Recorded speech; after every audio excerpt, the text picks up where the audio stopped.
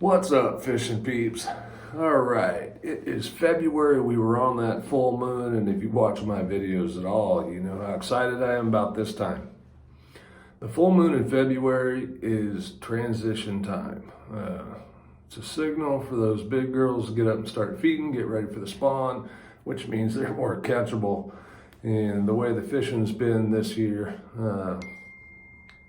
that's a good thing for us fishermen. So we're going to do a little top 5 February baits. But I'm going to include the bank angler in this also.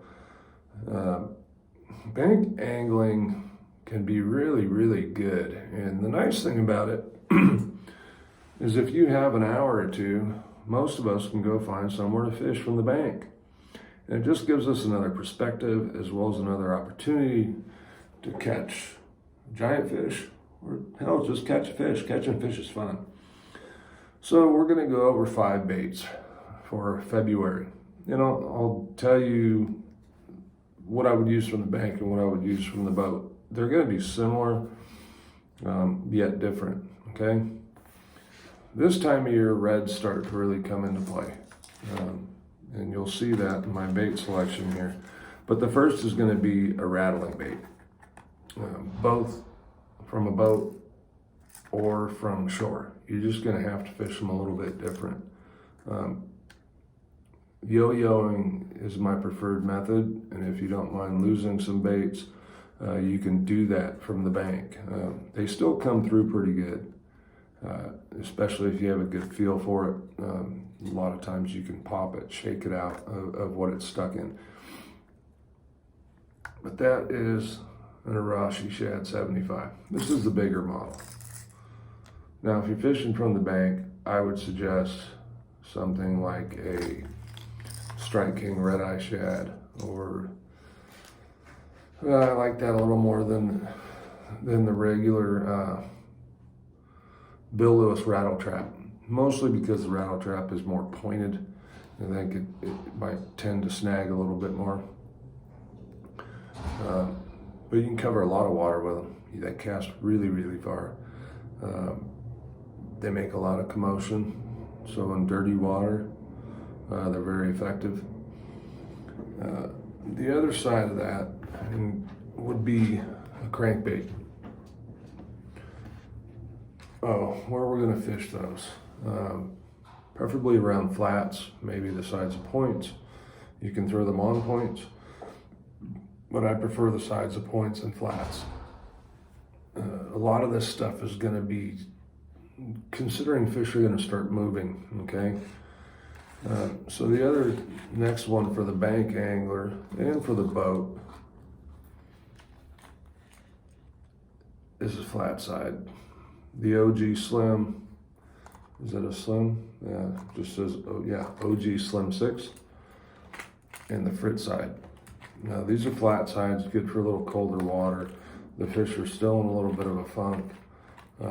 So these baits can be really, really good. You can parallel banks with these. For the bank angler, you can make casts like 45 degrees parallel to the bank. And then it's just about cadence, okay? Find the cadence that the fish want. This can be a numbers thing, not necessarily a numbers thing all the time, because especially from the bank, it's hard to cover as much water. Some places will afford you a lot of ability to walk the shoreline. Those are really good. That's kind of what I like. The other bait that I would suggest in that crankbait thing, and for those of you that know, you know, is the Lure Jensen Speed Trap. In my preferred color, I believe is called Crystal Craw. It's very similar to this type of pattern. Has some orange in it, red, black. It's been a long time staple for years and years and years, going back 20 years on the Delta. It used to be the only crankbait we needed, that and a rattle trap. Then next we're going to move into, because most of California's waters right now are a little on the cleaner side because we haven't had rain in so long.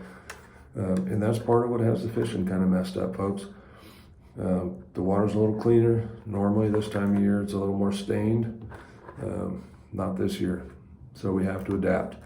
So the next one is going to be Vision 110. 110, 110 plus. This is what I would throw from the boat. If I was fishing from the bank, I would probably go with a Rogue in clown color. Another one of those baits that if you don't know about the clown Rogue, it's probably one of the best springtime rip baits ever made. And the reason I prefer it from the bank is because it's a little more buoyant. And I just think you stand less of a chance of losing that bait. The 110s dive a little deeper. And you don't, most of us don't want to snag and lose a $25 bait. That said, the next one is the S Waver. This is the 168 S Waver, okay? Again, we have clear water. These things work really, really good. They got a lot of drawing power. And if you have wind, that is where I would add in a chatterbait or a spinnerbait,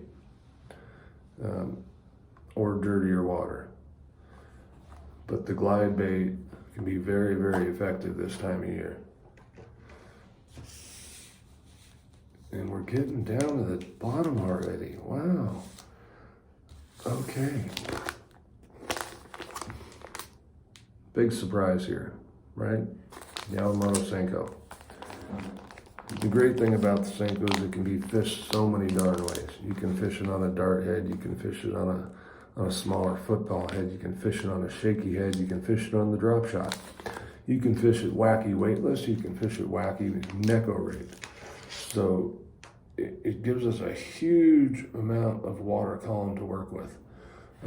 And for the bank angler, it's so versatile. You don't have a boatload full of stuff.